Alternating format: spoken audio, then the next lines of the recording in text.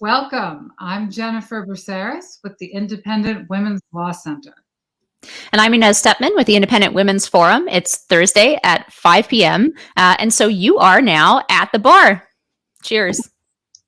Time to grab a cocktail, belly up to your laptop, and join our virtual happy hour conversation about issues at the intersection of law, politics, and culture. Today, I am drinking a glass of cheap red wine. How about you, Inez? I've decided that since we're living through the decadent end of empire, or at least that's what it feels like, we might as well enjoy the upsides of decadence. So I have some champagne here. Sounds good. Today, we are talking about the Orwellian University, and more specifically, attempts by university administrators to squelch free speech and due process on campus. Both the free speech and due process rights of students and of faculty and staff. Yes, so we are going to be talking about what we're calling the Orwellian University, right, as Jennifer said. And here's a little bit about what we mean, just to set up the concept of what we mean by Orwellian campus. Orwellian is an adjective describing a situation, idea, or societal condition that George Orwell identified as being destructive to the welfare of a free and open society. It denotes an attitude and a brutal policy of draconian control by propaganda, surveillance, misinformation, denial of truth, doublethink, and manipulation of the past.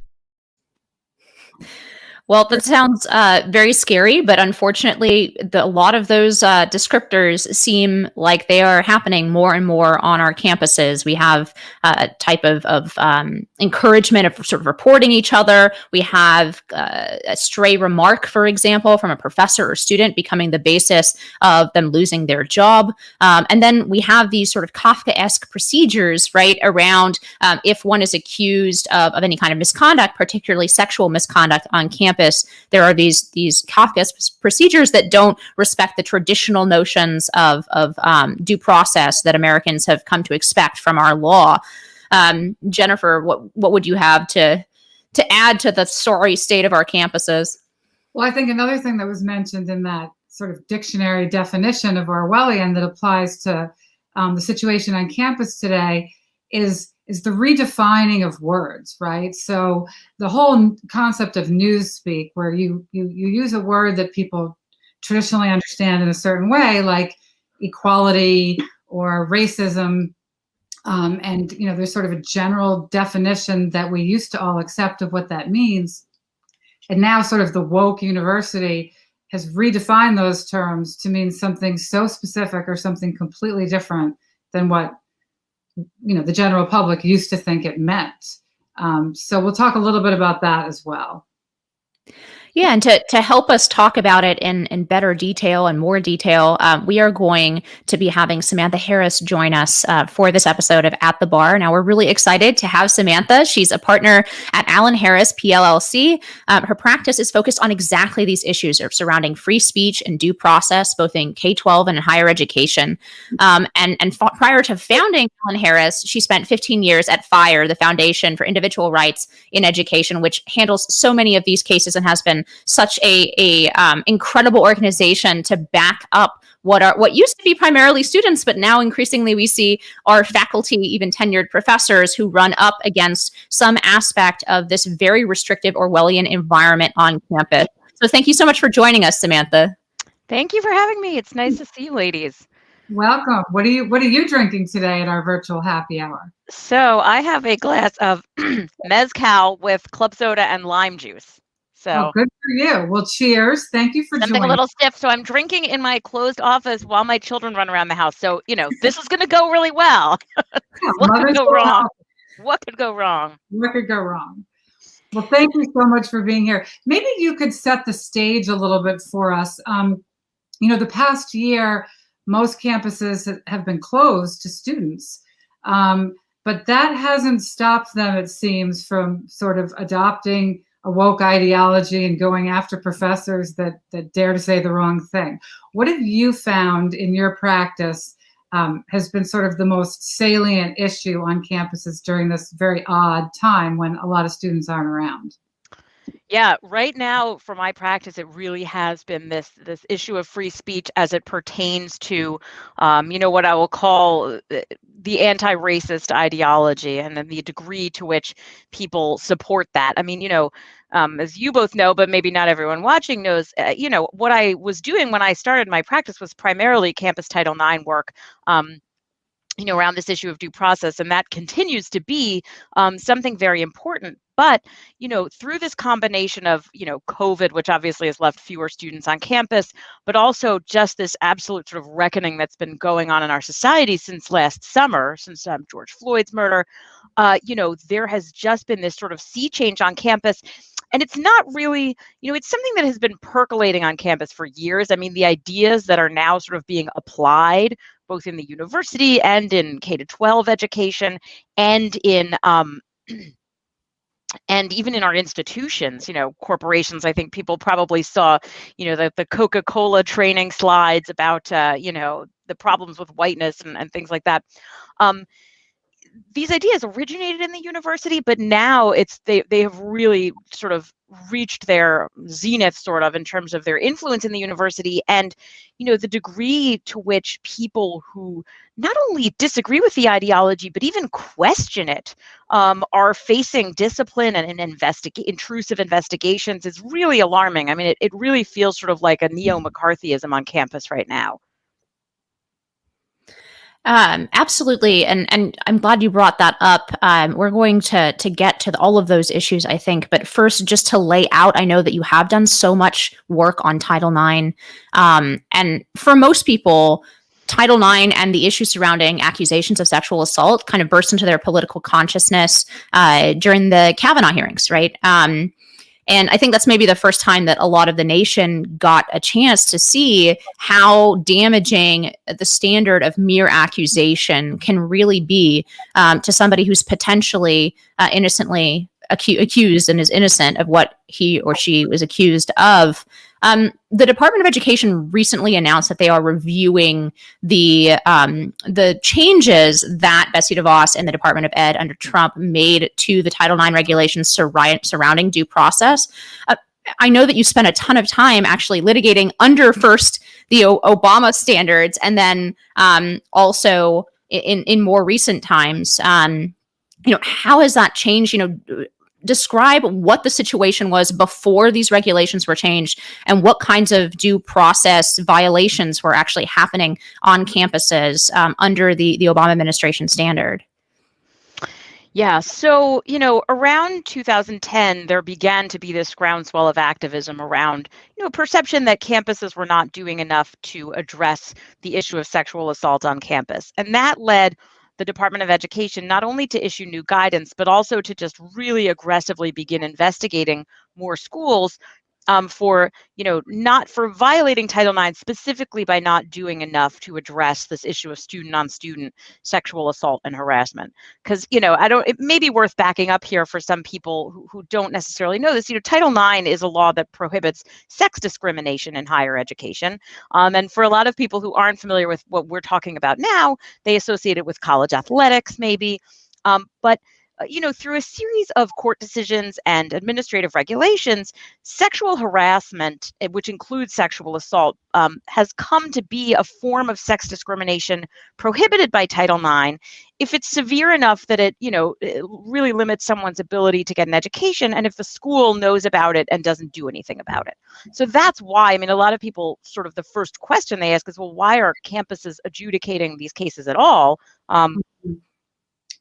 I always try to explain it to people, and I say, imagine a situation where there's a series of sexual assaults on campus, and the girls or the young women go to the dean and complain about it, and the dean does nothing, and then say, a boy is harassed in some manner or another, and he goes to the dean, and the dean immediately investigates.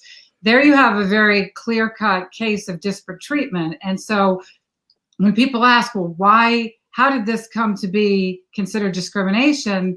I try to explain that it's discrimination if the school is treating complaints by women differently than it's treating complaints by men.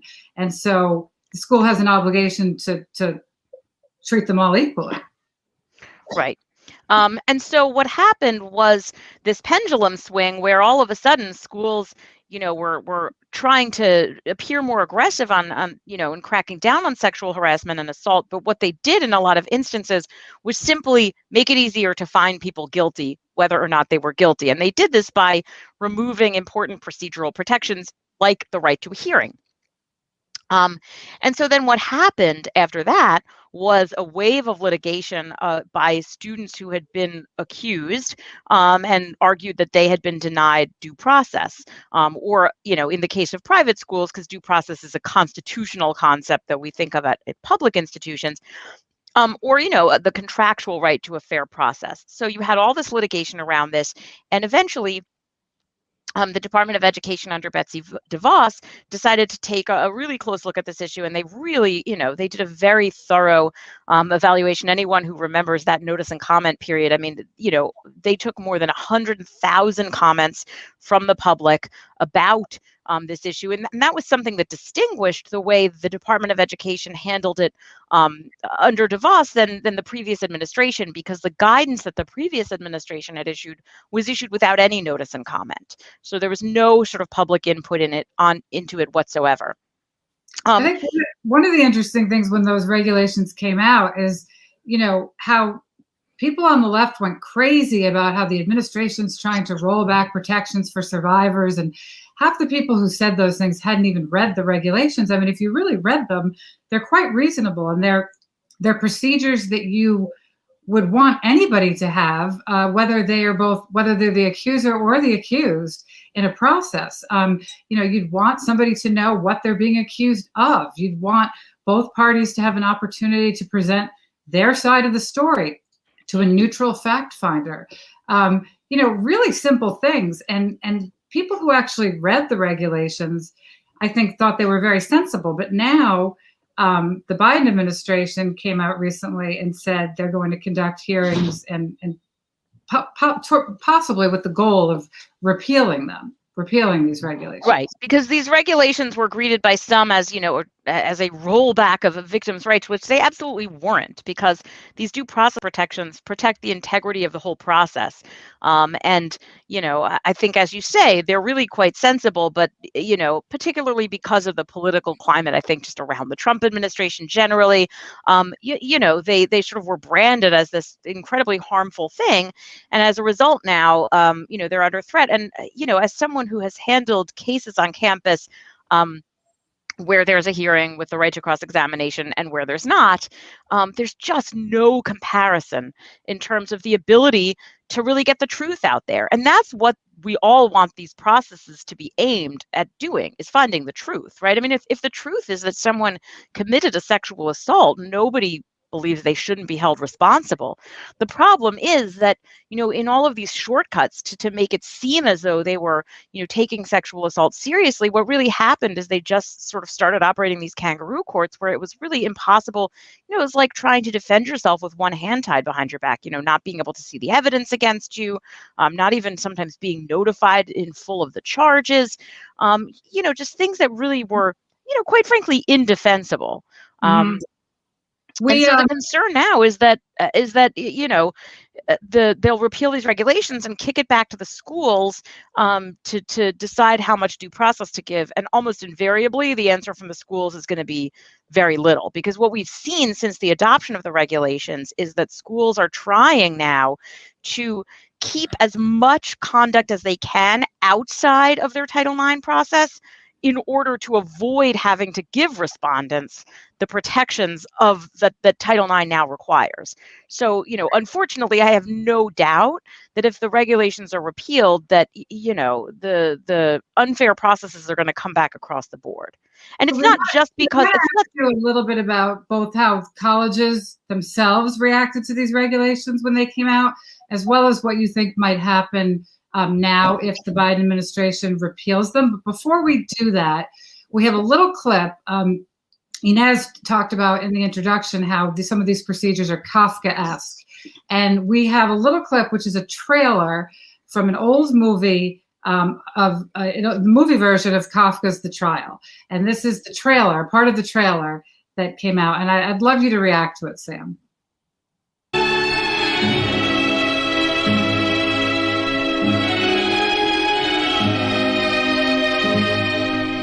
Quite honestly, I can't remember a single offense that could be charged against me. But the real question is, who accuses me? Can there be any doubt that behind my arrest, a vast organization is at work? An establishment which contains a retinue of civil servants, officers, police, and others, perhaps even hangmen.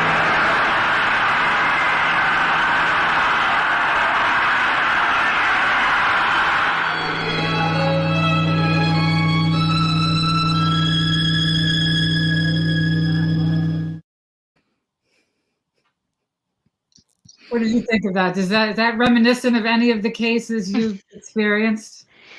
Well, I think, in some ways, the sort of mob mentality is making me think, even more of some of what we're seeing on campus today around the anti-racism issue, and the way that people will just sort of circle the wagons around anyone, or to keep out anyone who doesn't agree with this ideology, and this accusation of racism, which it's almost impossible to rebut, right? Because it's in some ways a subjective. I mean, some people might believe it's an objective determination, but it's very hard if someone says you are a racist to prove, no, I am not a racist, right? That's something that's very difficult to prove, because almost anything you say to try to prove it to your critics will just be more proof that you are.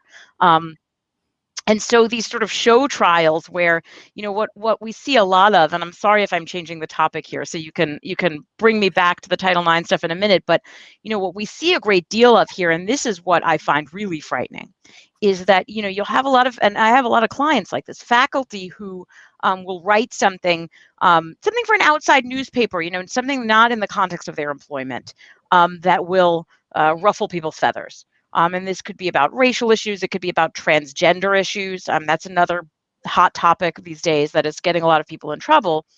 And then, it will sort of proceed predictably. A Twitter mob will call for their firing. Will start, pressuring the university to do something. And then often the university will say, sort of wink, wink, well, this person's speech is protected outside the classroom, but if you're aware of any problems in the classroom, if you feel that this person is biased in the classroom, we want to know about it. And, schools now all have these bias reporting systems too. So it's just this sort of predictable course that these things follow, where someone says something unpopular, and then, people file bias reports, and then the university says, well, we've had all these reports of bias, surely we have to investigate this. And then, suddenly the person's under investigation. And even if ultimately the investigation exonerates them, the price of having to, go through interrogation and investigation like that is going to be enough to keep a lot of people from speaking up in the first place. And it's a really disturbing pattern we're seeing. And so this sort of show trial thing in some ways brings that to mind more than anything right now. Absolutely. And let's just get into it, because obviously this is such a huge part of your practice now, especially because college campuses largely have in some cases they've returned, but not in full in-person classes, and they have all kinds of rules about socialization. Some of the Title IX issues, even though there are super important changes being made to the law, a lot of those Title IX issues, I assume, have had a drop in the number of cases simply because there are fewer ragers for them to happen. I think that's true. I mean, if I had to speculate as to why, I have so many fewer Title IX cases than I did, a while ago, because, interestingly, I actually started my practice during the pandemic, but typically people with the Title IX accusations, they don't always get brought right away. So, in the early days of my practice, I had a lot of cases that stemmed from incidents that happened before the pandemic. But it's true. I mean, I think the pandemic has really changed the nature of socializing on campus. But I also think we can't underestimate just the racial unrest that has been going on since June of 2020. It's really shifted the focus too of administrators in particular. So let's get into that. I mean, the case du jour, and there have been so many of these cases, both at the university and K-12 level. Of course, Barry Weiss on her Substack published this piece from Paul Rossi about a private K-12 school, things about flagging students who question ideas in class. I mean, thoroughly Orwellian stuff, to circle back to the first part of this. Yeah. But I guess, and then of course, what happened to Jody Shaw? Hi, we saw your comment at Smith College. I and the case du jour seems to be what has happened on Georgetown University campus with regard to a law professor who was having what she thought was a private conversation, and saying a true, from her perspective, thing about her students, which is that she was actually disturbed to see that African American students tended to cluster near the bottom in terms of their academic results. And she was like concerned about this, and she was wondering how they could change this fact, right? Right. But that didn't matter. And it appears, and you can correct me if I'm wrong because I'm not familiar with some of these procedures, but it appears they totally jettisoned their own usual internal review procedures for cases like this, and they summarily dismissed her. What kind of protections under our laws, whether that's, under civil rights law or under employment law, what kind of protections do people in this sort of situation where they have been accused of as you said, this amorphous charge of racism, and then had their careers either fired or they have lost the ability to teach classes, like Amy Chua, or I think Kay Heimowitz, or there have been some other cases where they've just been taken off of their classes. Amy Wax is another one. Yeah, Amy Wax. There's this long list of what legal recourse do you have if you find yourself in this situation and you work for either a public university? So let's separate them out. If you work for a public university, what are your recourses? And then if you work for a private university, what can you do legally to fight back against this kind of charge?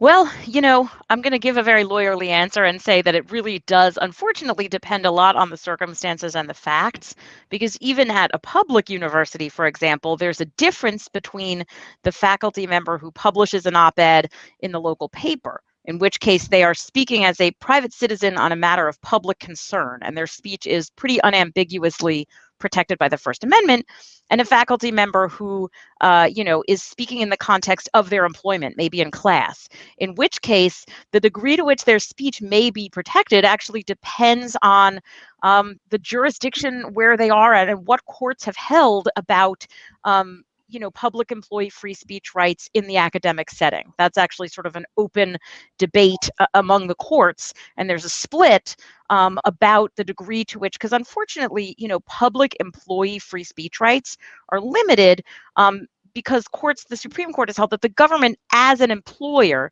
has a much greater right to restrict the speech of its employees than it does of, its citizens. But Sam, what role does tenure play in this? I mean, it's one thing if you're, a clerk at the United States Post Office and the federal government doesn't want you wearing a shirt that says, Donald Trump or Joe Biden for president because they don't want to send a political message. It's another thing if you have tenure and you raise a problematic or controversial idea with your students for the purpose of teasing out arguments and debate. What role does tenure? Unfortunately, not enough of a role. I mean, in my experience, at least, I certainly tenured professors, it's a little, the school will have to jump through more hoops to fire a tenured professor. But unfortunately, even tenured professors can be fired for cause. And this is where these sort of pretextual investigations and things that I'm talking about come in. I mean, I have an absolutely terrifying case. And, while typically a lawyer can't just reveal the names of their clients, some of my clients actually, work with me in part because, of my writings and things like that. And the story I'm about to tell you is something that I have written about publicly and identified myself as the client's attorney. So in this particular case, what I'm telling you is something that's already fully in the public record and that he has, encouraged me to write and speak about. I represent a professor named Charles Nagy at the University of Central Florida, who, I'm trying to think now, I guess it was a year and I guess the investigation was last summer. So I guess it was around the time of George Floyd. So, May or June of 2020, he posted some tweets and his Twitter account was not affiliated with the university at all. He didn't identify himself as affiliated with the university, but he tweeted some things that upset people about, the existence, that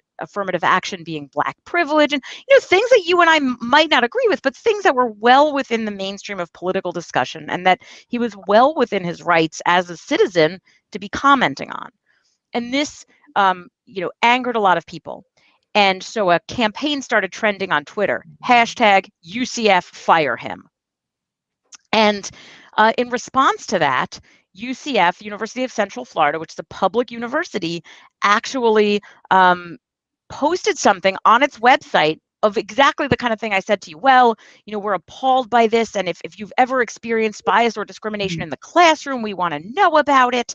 And so, following this public solicitation of complaints, hundreds of people from, classes spanning back 15 years started saying, oh, yes, actually, he really said things in the classroom that were inappropriate. Now, he's someone who teaches very controversial topics that I think, it would be very difficult for any faculty member to teach in this climate. He's a psychologist, and he teaches cross-cultural psychology and sexual behavior. Okay, so his classes are a minefield. And he covers these issues with really refreshing frankness, and he really tries to teach students to think for themselves and challenges students to back up their opinions with facts. And his blunt teaching style has ruffled feathers along the way, and that's been reflected in some of his evaluations, but his evaluations have largely been stellar, and to the extent that students haven't liked him, it's because of his sort of blunt teaching style that the school has always known about. And yet, this man was subjected to 9 hours of interrogation and then a 7-month investigation, after which he was fired for things that are entirely, in my opinion, and I hope one day in a court's opinion, we will find, protected by academic freedom. So, unfortunately, if they're really out to get you, tenure is not a guarantee. It may be more helpful. I think, where tenure may be more helpful is if you have to challenge what your school has done to you in court, because certainly, if you are an adjunct, adjuncts and lecturers and things like that, legally speaking, just don't have as many rights because they're often on just sort of 1 year, 1 year not contracts that have to be renewed every year. So someone who without tenure, who is fired may have less legal recourse. But in this climate, if the university is out to get you, they're going to get you, tenured or not. And that's, it's unfortunate, but that's just the way it is. Actually, I'd like to ask about this climate, right? Because unfortunately, the world is, fortunately or unfortunately, the world is not a courtroom, right? And we saw this, not to get into the Title IX issues, but we saw it play out with Brett Kavanaugh and those types of issues. You can completely damage someone's life, and the normal protections that would be available if you were accused of something in a criminal court are not available to you.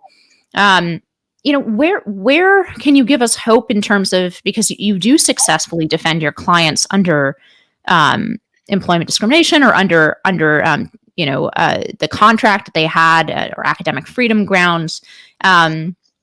But I'd like to read a quote from Professor Abu Ode. I hope I'm saying that right.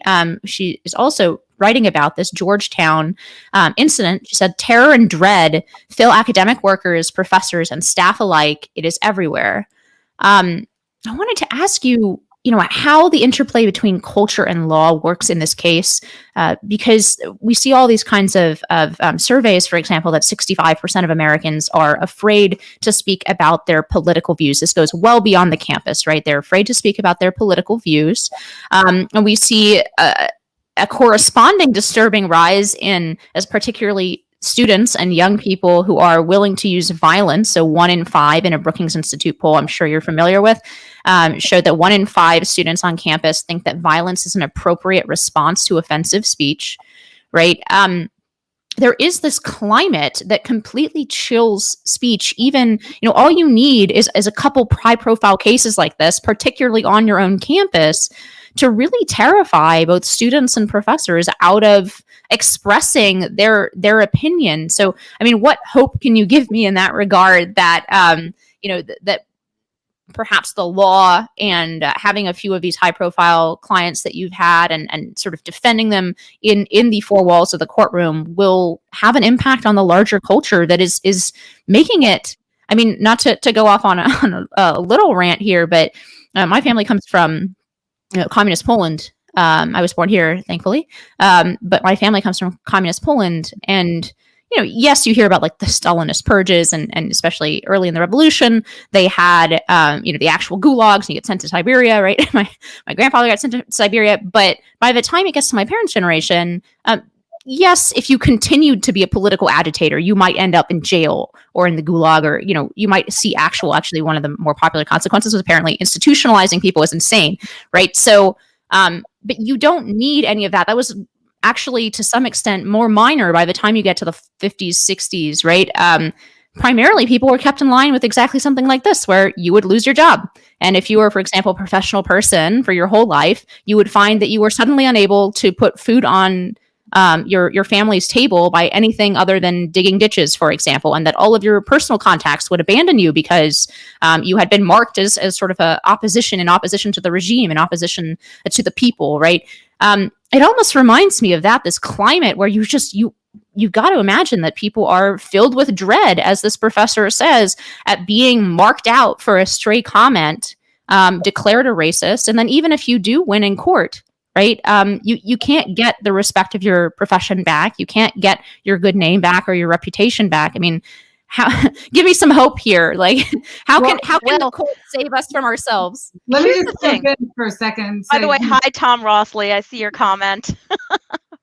So true. Toxic parents looking for reasons to ground you. That actually brings up a question. Tom has, if you don't know Tom, he is a warrior for justice on campus and has been for many years. So, well, it's nice to meet you virtually. Thanks for tuning in.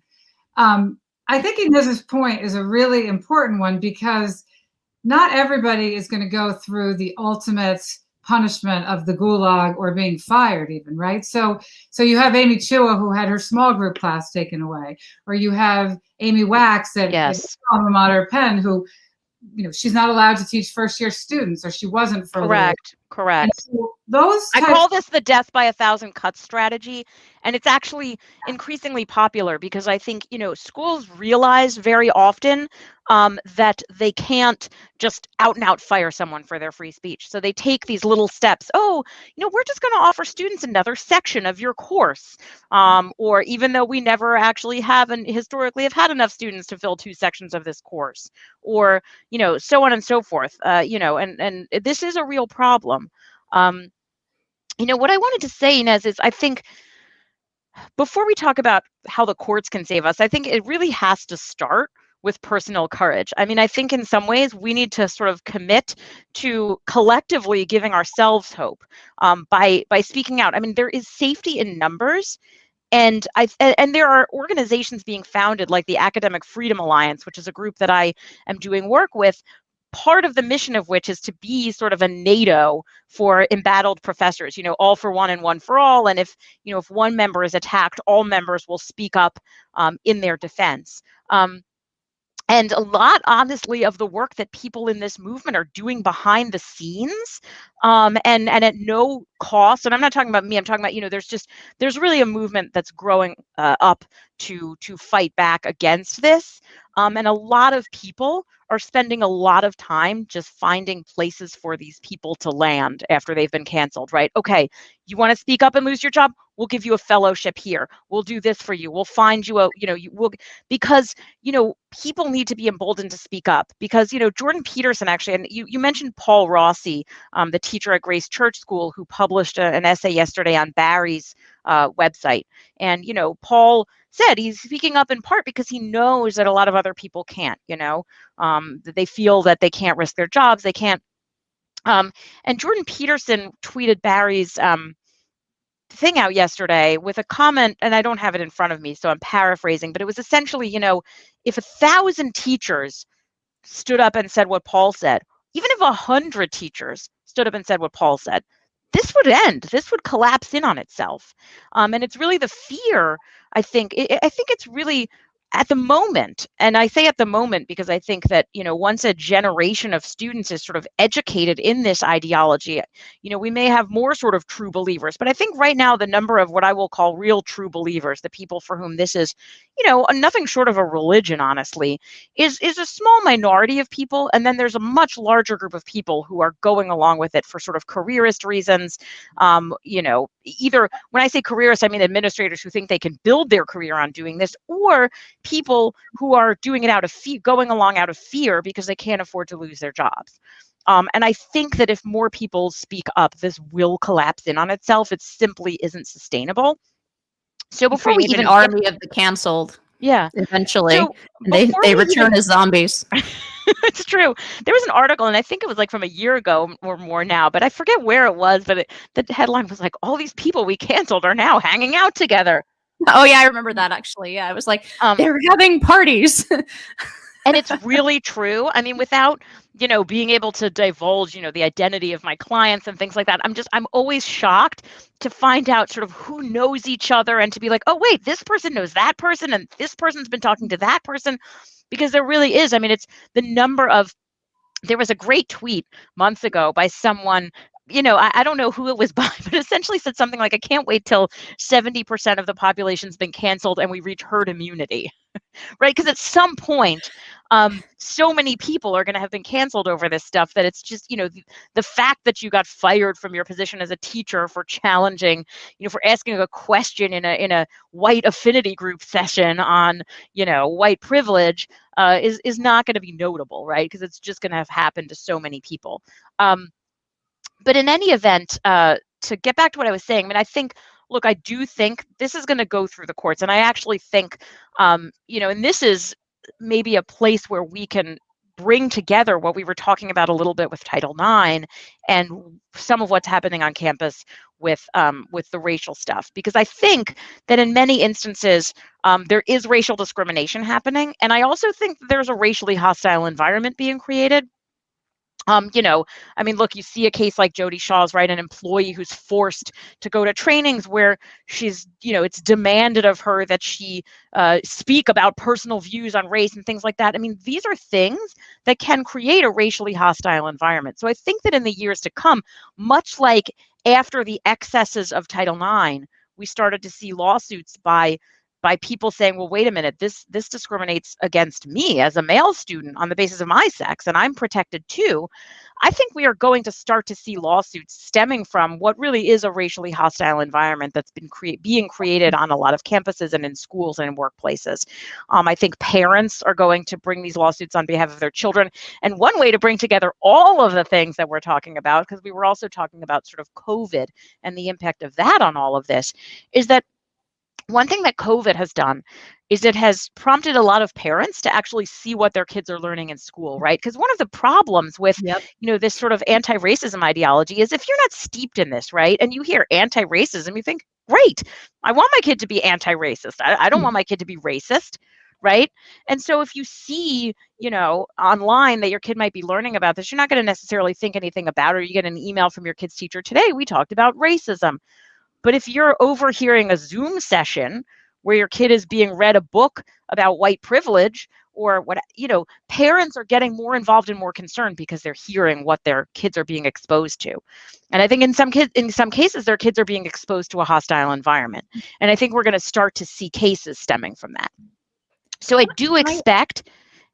Sorry, go ahead. I just wanted to ask you maybe to elaborate a little bit. Do you think in so many cases we see, or at least have seen, pieces of the Civil Rights Act being used in ways that I think are wholly contradictory to its original purpose, right? But are we at the point where this stuff has gotten so out of control, whether with regard to sex or race, that we actually could see some protections being created, again, to your point about the racially hostile environment in public institutions or in Title IX, what I'm probably messing up, whether it's a test or a standard, but the standard that then Judge Barrett promulgated, right? If you could speak a little bit to that and the change that it made in terms of actually accused men standing up and saying, the wholly unfair standards you're applying to us as a sex in these cases is actually discrimination under Title IX. I mean, could we start to see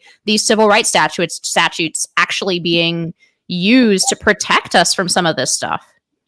Yes, I think we can, and we will. And I mean, look, I think unfortunately that it's going to be somewhat politicized, as the Title IX stuff is, and that, it's going to depend on the judge and the court. But look, as with Title IX, the Civil Rights Act, I mean, you are not allowed to discriminate on the basis of race. You're not only not allowed to discriminate on the basis of certain races, you're not allowed to discriminate on the basis of race. And I think not in every instance, but in some instances, I think what's happening is discriminatory. I think racially segregated, I mean, they're being called affinity groups, as if that somehow makes it, more innocuous. Separate but schools are having graduations. segregated, but also mandatory segregated meetings. Oh, we're going to talk about race today. White and white passing. That's what it always is. White and white passing students and faculty are going to go to this room. BIPOC students are going to go to that room. That is racial segregation. And I personally don't think it's legal. And I think a court is going to have to find it's not legal. But where the two issues that I'm talking about come together is that we're going to have to get enough people with the courage to come forward and bring these lawsuits, right? Because I talk to a lot of people who want to challenge what's happening, but they don't want their child to be harmed. They don't want the blowback from their community. They don't want, so, people, it's going to take personal courage. And I think that this battle can be won in the court of public opinion. I think this battle can be won in courts of law, but it can't be won unless people are willing to come forward and take the risk, honestly. And I know that's a lot to ask of people, right? I mean, that's hard. So I'm not saying that lightly, but I think that, what's happening right now in society is extremely serious. And I think that, we need to have, people like Paul Rossi, who published his piece on Substack yesterday. And we need to have people coming forward and blowing the whistle and giving others the courage to do the same. And I think the more people, I think that it will have a snowball effect, that the more people come forward, the more other people are going to feel comfortable coming forward too. Because if you feel like you're the only one and you're just out there all alone twisting in the wind, I mean, look, there are people with that kind of courage, but we need lots of people. Here's something I want to ask you about that was sort of prompted by your friend Tom, was it, who raised a comment saying that it's like having a bunch of overbearing parents looking for reasons to ground you, that's what it's like being on a college campus today. And I think that's particularly true with COVID, right? So COVID has set up a situation where there are a lot more rules about what you can do socially.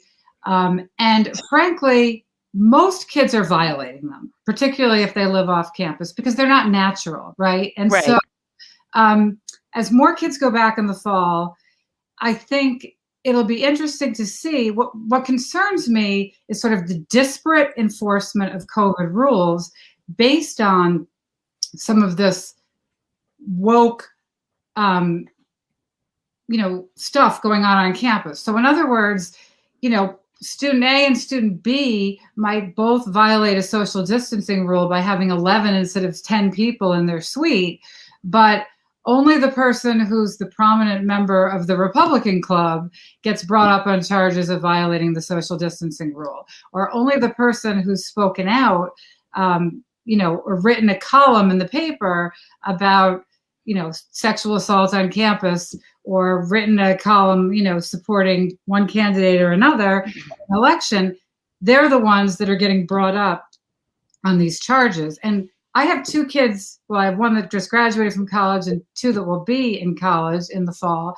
And what I tell them all the time is these COVID rules are super strict, but you have to be extra careful because you have opinions that people don't like. Right. And therefore that will become an excuse for them to prosecute you for COVID violations. Have you been seeing that act? Is that just a paranoid fear of mine, or have you actually seen that happening? Well, it's funny, I myself have not had many of the COVID cases, although I know a lot of my fellow campus disciplinary lawyers have. And, I know one of them actually won a temporary restraining order recently against NYU, which has had particularly draconian rules. But I had a really interesting case that was sort of the intersection of COVID and all of this free speech stuff, where a student, and I can't talk about what college it was at and everything, but a student was admonished by another student for not having a mask on outside, and said to the student, look, if you're so afraid of COVID, and then the student said to him, look, you got to put your mask on. We don't all want to have to go home in 2 weeks. And the student said, well, if you're afraid of COVID, go home. And this student, it turns out, and it was actually unbeknownst to the other student because it happened in the dark, was a student of color. And this student was brought up on charges that saying go home to a person of color violates their dignity and integrity. So this was this intersection of COVID and all of this, sort of woke stuff. But, I think it's what you're saying about, what I find interesting too is I think in the COVID era, everybody and, on college campuses and elsewhere has gotten used to living under a lot of rules, right? And right.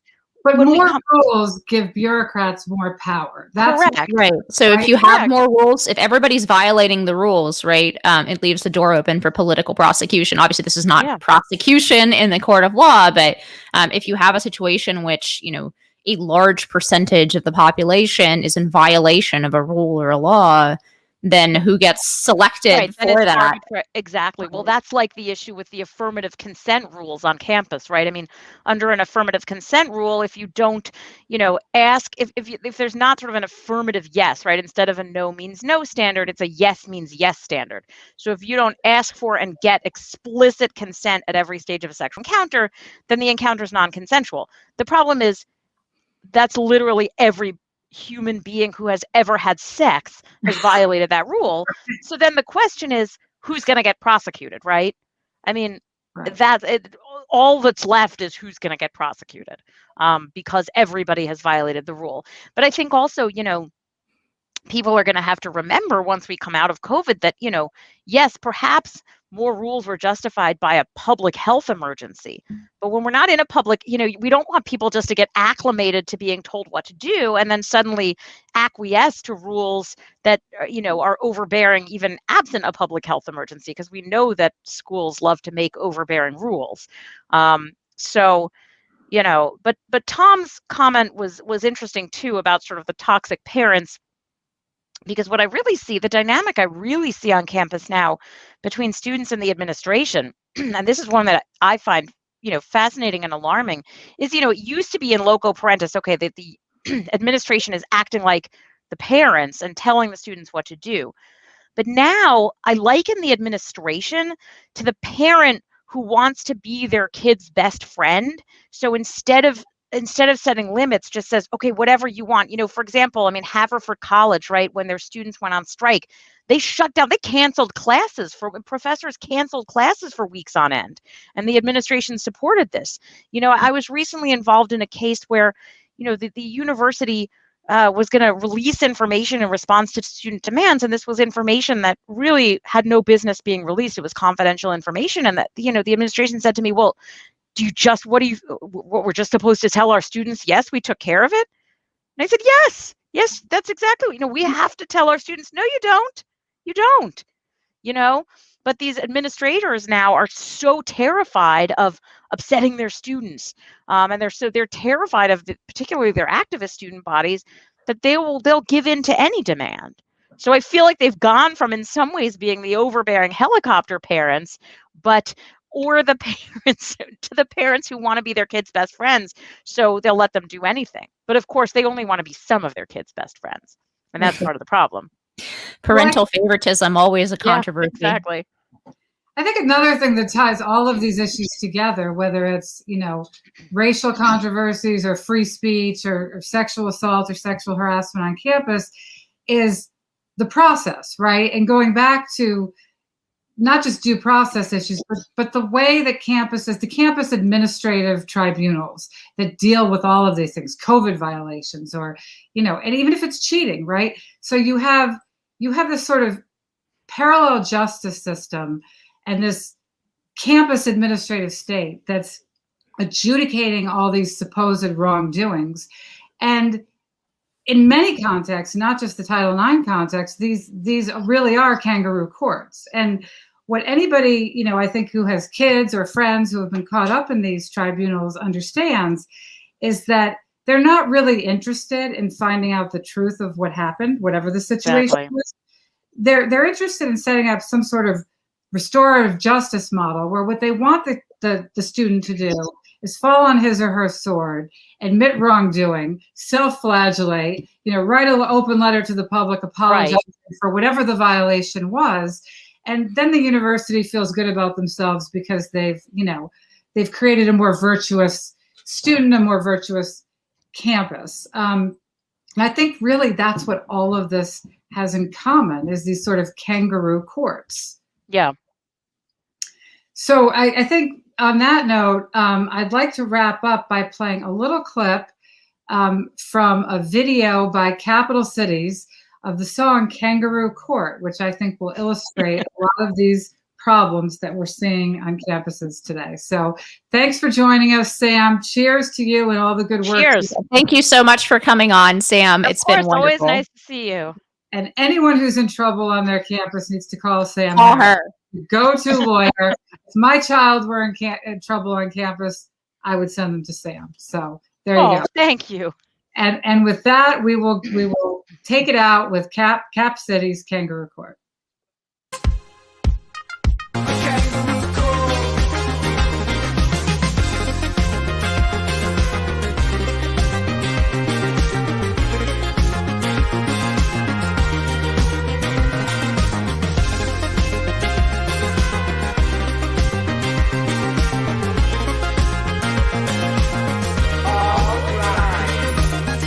Sexy. I commit the crime of wasting time, always trying to rhyme. Yes, I am guilty, but don't misunderstand me. I admit defeat, then I move my feet. My history will never be repeated. I won't ever be repeated. Shut up, shut up, shut up. Sit up, sit up, sit up. It's a kangaroo court. Shut up, shut up. Sit up, sit up, sit up. It's a kangaroo court. A kangaroo court. Shut up, shut up, shut up. Sit up, sit up, sit up. It's a kangaroo court. A kangaroo court. Shut up, shut up, shut up.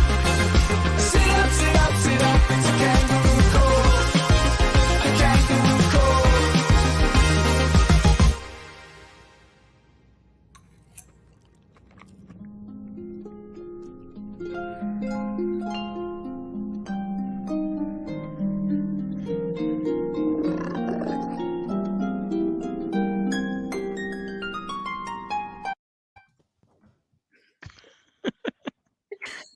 Trying to bring back the although this song was apparently, I looked it up while we're out, and it was produced in 2013, I believe. So I was going to say we're throwing it back to the era before the Obama guidance on Title IX, but not quite, because I believe it's concurrent. Anyway, thank you so much for joining us at the Bar. And thanks to all of our listeners for coming back. I hope you will join us for these monthly installments. We may, if our fans clamor, we may bring it up to once every week. Have some great guests so far. We've discussed all kinds of things that are at the intersection of politics, culture, and law. That's what we'll continue to do at the Bar. So thank you for joining us. Thanks for having me. Nice